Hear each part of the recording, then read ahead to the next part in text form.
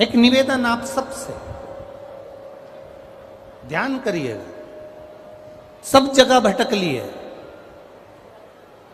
सारी दुनिया में जाकर बोलिया है, जगह जगह जाकर प्रार्थना कर ली, निवेदन कर लिया, तो भी तुम्हारा अगर कोई काम ना बने, तब एक काम जरूर करना। एक बेलपत्र, एक शमी पत्र, एक कनेर का फूल देवाधिदेव महादेव को प्रत्येक प्रदोष के दिन शिवजी को जल चढ़ाकर समर्पित करना प्रारंभ कर दो। 2 या 3 प्रदोष निकलेगी, मेरा देवाधिदेव महादेव तुम्हारी झोली खुशियों से भर दे निश्चित। एक बेलपत्र, एक शमी पत्र और एक कनेर का पुष्प भगवान शिव को प्रदोष की प्रदोष बाबा देवाधिदेव महादेव को जल चढ़ाकर देना प्रारंभ।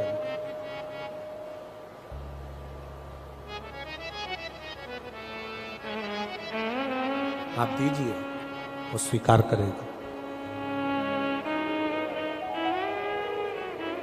विषम स्थिति में, विषम परिस्थिति में आपने सब दूर भटक ली है, सारी ऐसी कोई जगह नहीं जहां तुम नहीं गए।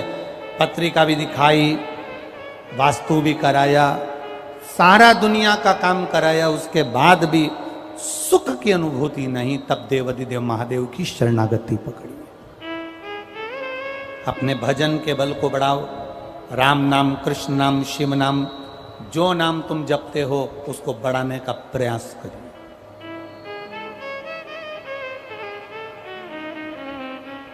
उस भजन के बल को बढ़ाने का प्रयास करिए। चंद्रदेव, अब तुम शिव के पास जाओ। चंद्रदेव भगवान शंकर के धाम कैलाश पर पहुंच गए, जहां पर भगवान शिव तो तप साधना में लीन थे। चंद्रदेव को मेरे भोलेनाथ जी ने देखा भी नहीं, क्योंकि वो अपनी तप साधना में लगे थे, भजन में लगे थे, अपनी तप साधना में लीन थे, ध्यान नहीं दिया। अब एक बात ध्यान रखेंगे, शिवजी का पशुपति व्रत करा, सोमवार का व्रत करा, प्रदोष का व्रत करा, सावन के सोमवार करे, उसके बाद भी भोलेनाथ जी नहीं सुने, तो ये मत सोचना कि मैं भोलेनाथ जी का पशुपति व्रत नहीं करूंगी, अब मैं सावन के व्रत नहीं करूंगी, अब मैं भगवान की पूजन नहीं करूंगी, अब मैं शंकर जी के मंदिर में जाकर 1 लोटा जल नहीं चढ़ाऊंगी। ये कभी मत सोचना, बल्कि ये सोचना कि मैंने जो आराधना करी, मैंने जो पूजन करी, मैंने जो व्रत करा, मैंने जो तप साधना करी, हो सकता है उसमें कोई कमी रह गई हो, इसलिए दूसरी बार करूंगी, तब मेरा महादेव मेरी मनोरथ पूर्ण जरूर करेगा। ये निश्चितता के साथ, एक प्रबल विश्वास के साथ, एक प्रबल भरोसे के साथ, एक प्रबल दृढ़ता के साथ मेरे को करना। चंद्रदेव को देवाधिदेव महादेव ने नहीं देखा,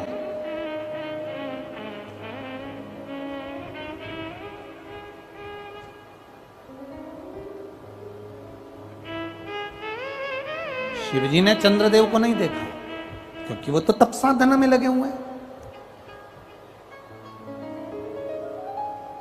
कोई तुमसे आकर कह दे कि शंकर भगवान को 50 किलो दूध चढ़ाओगे तो शंकर भगवान प्रसन्न होंगे, तो समझ लेना कि पक्का झूठ बोल रहा है। क्योंकि शिव महापुराण की कथा कहती है, गौ माता का एक छोटी सी चम्मच से भी आधा चम्मच, आधी चम्मच का भी आधा चम्मच, 1 बूंद दूध भी गौ माता का, देसी गाय का जल में मिलाकर अगर शिव जी को समर्पित कर दोगे तो मेरा महादेव प्रसन्न हो जाता है। यह जरूरी नहीं कि 50 लीटर चढ़ाओगे, 100 लीटर चढ़ाओगे, 51 लीटर चढ़ाओगे, 108 लीटर चढ़ाओगे तो महादेव प्रसन्न होगा। ना ना ना,